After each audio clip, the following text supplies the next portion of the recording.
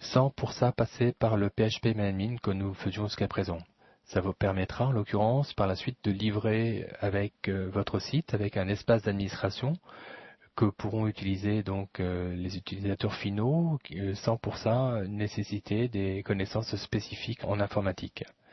Nous allons commencer par créer une page qui servira à la fois à la gestion et à la suppression.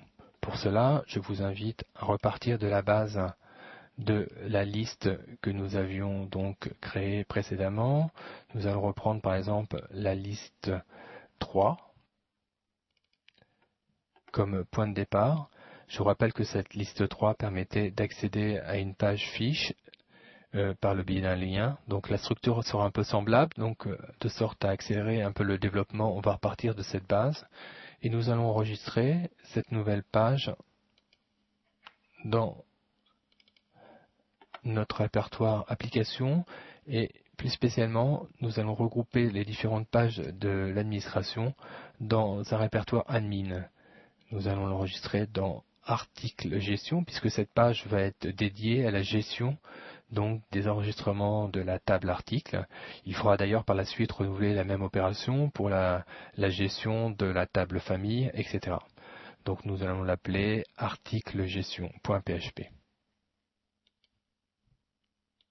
Comme nous avons donc enregistré notre page dans un répertoire différent, nous devons donc modifier le lien qui nous lie avec le fichier de connexion. Nous allons donc le faire tout de suite. Il faudra donc descendre du répertoire dans lequel nous sommes, donc /, de sorte à accéder au fichier connexion MySQL qui se trouve un niveau en dessous. Voilà, donc nous avons fait déjà ce premier réglage. Nous allons commencer par faire des liens à configurer en fin de compte notre liste pour déclencher la commande de suppression. Pour cela, nous allons reprendre notre liste et nous assurer qu'elle fonctionne toujours à ce nouvel emplacement. Nous allons donc ouvrir un navigateur pour tester cette page.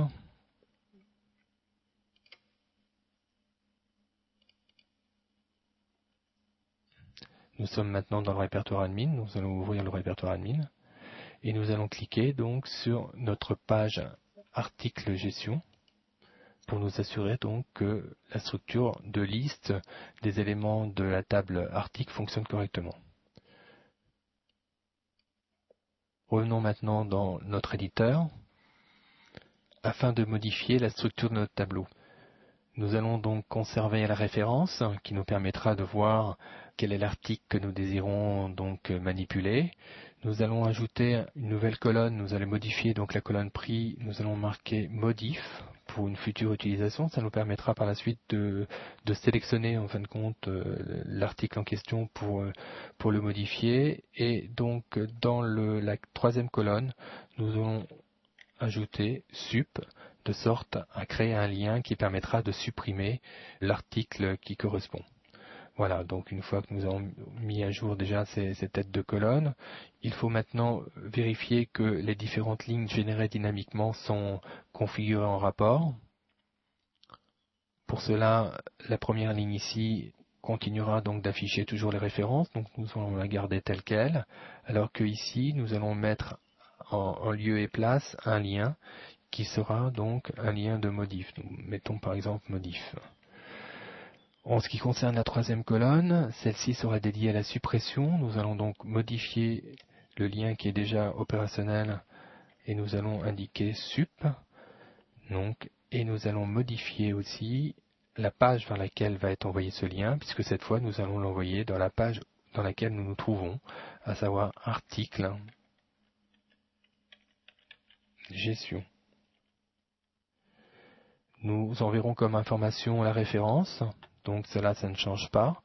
Et nous enverrons en plus une information complémentaire que nous allons ajouter en paramètre d'URL, qui s'appellera donc sup égale OK par exemple, afin d'éviter des suppressions intempestives.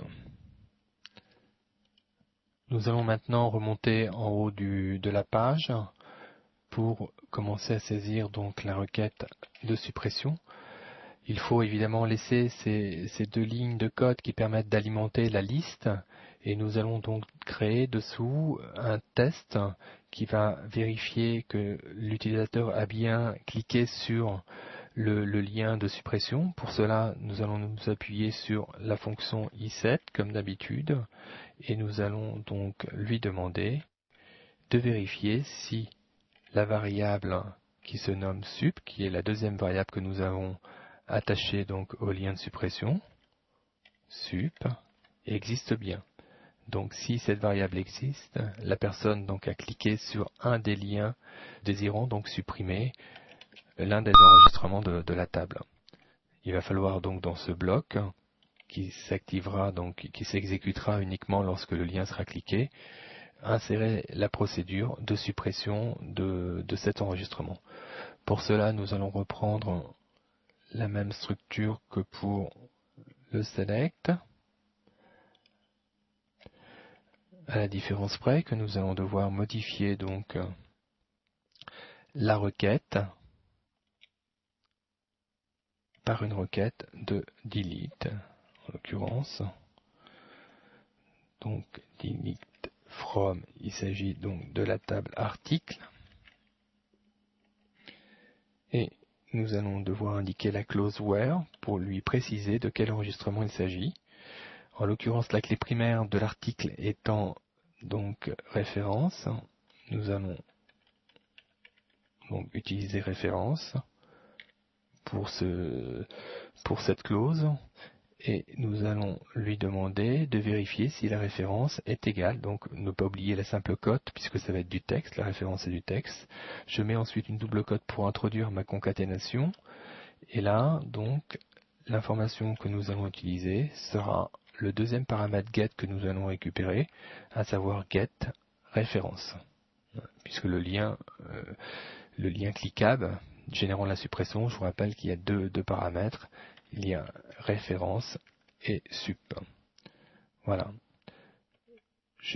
Deuxième point pour la concaténation, double cote pour terminer cette concaténation et ne pas oublier la simple cote pour que le texte qui va se substituer à cette variable puisse être interprété par le SQL. Sinon, vous allez avoir des erreurs d'interprétation. Je propose aussi de modifier cette requête, le nom de la requête, en ajoutant donc requête 2 par exemple, pour éviter les éventuels conflits avec la requête précédente. Et nous allons donc avoir résultat 2. Nous pourrions éventuellement nous passer du résultat, nous pouvons d'ailleurs l'enlever, puisqu'en fin de compte, ce qui importe, c'est de soumettre la requête au serveur, et dès lors que cette instruction sera exécutée, l'enregistrement donc sera supprimé dans la base. Avant d'enregistrer notre fichier, je vous propose de déplacer la requête qui correspond donc à la liste de notre tableau. Nous allons donc la copier et la mettre en dessous de la précédente. Nous allons d'ailleurs la commenter pour que ce soit plus lisible par la suite. Donc là, ça va être la requête, donc notre requête de liste. Et nous allons commenter au-dessus comme information. Donc ça, ce sera la requête de suppression. Alors pourquoi avoir déplacé cette requête et l'avoir placée ici? Simplement, si nous restions comme nous l'avons fait initialement, lorsque la suppression va être opérée, elle ne va pas s'actualiser tout de suite dans la page. Il est donc préférable que la requête qui va chercher le résultat donc dans la table se fasse après la suppression pour qu'on voit de suite que l'information sur laquelle nous avons cliqué a été supprimée. Donc je vais pouvoir maintenant donc sauvegarder cette page et passer dans le navigateur pour la tester. Une fois dans le navigateur, donc je vais par exemple supprimer le dernier produit. Au passage, si vous désirez donc éviter de supprimer un produit, il serait judicieux de faire la sauvegarde de votre base avant. Je peux éventuellement vous rappeler la démarche rapidement. Donc il faut donc vous mettre sur PHP ManAdmin. Vous cliquez donc sur la base de données à gauche pour vous retrouver sur la page d'accueil de votre base de données et il faut cliquer donc sur exporter, cocher l'option drop table. Voilà.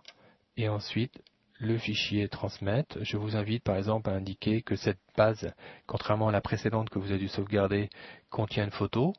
Ça vous permettra donc d'éviter d'écraser votre fichier que nous avons réalisé précédemment et de disposer d'une sauvegarde avec la photo, puisque nous avions réalisé une première sauvegarde alors que nous n'avions pas modifié la structure de la base. Voilà, revenons maintenant dans notre navigateur. Nous allons faire un test pour vérifier la suppression. Nous allons cliquer donc sur ce lien. Nous voyons qu'a priori ça ne fonctionne pas. Regardons d'où vient le problème. Le lien a priori n'est pas trouvé. Vous voyez qu'ici, là, nous appelons article gestion et qu'il n'y a pas d'extension. Donc nous allons dépanner cela en venant donc dans notre éditeur. Recherchons le lien. Vous voyez, le problème vient d'ici. Nous avons oublié de mettre l'extension .php. Nous allons remédier à cela, enregistrer la page, revenir dans l'éditeur de nouveau, voilà, et recommencer notre test pour la suppression. Nous allons cette fois actualiser la page, vérifier en bas de la page que le fichier comporte bien donc ici une extension .php et nous allons cliquer donc cette fois sur la suppression de l'ampli. Et vous voyez que l'ampli donc se supprime instantanément de la base. Si vous voulez donc restaurer maintenant votre base initiale pour récupérer donc l'ampli que nous avons supprimé, il suffit de faire donc importer et de parcourir votre disque dur pour retrouver le fichier d'import que nous avons fait précédemment, d'exécuter celui-ci et nous devrions retrouver cette fois les différents articles que nous avions au préalable. Nous allons maintenant revenir dans notre éditeur de texte de sorte à préparer un lien qui nous permettra d'accéder au fichier à la page d'ajout d'un nouvel enregistrement. Donc je vous propose de mettre par exemple ce lien ici juste en haut de la page, donc à href. Ce fichier nous allons l'appeler donc article. Nous allons précéder d'article toutes les pages qui gèrent la table article. Nous allons l'appeler donc ajout puisqu'il sera destiné à ajouter donc des enregistrements PHP et nous allons donc mettre comme étiquette pour ce lien ajout d'un article. Voilà. Terminons le lien hypertexte. Nous pouvons nous assurer de la présence de ce lien en rebasculant dans le navigateur. Si nous actualisons, nous avons maintenant un lien ajout d'un article qui est présent donc en haut de cette page et qui, comme vous pouvez le voir en bas du navigateur, donc cible la page article ajout.php que nous allons réaliser dans la leçon suivante.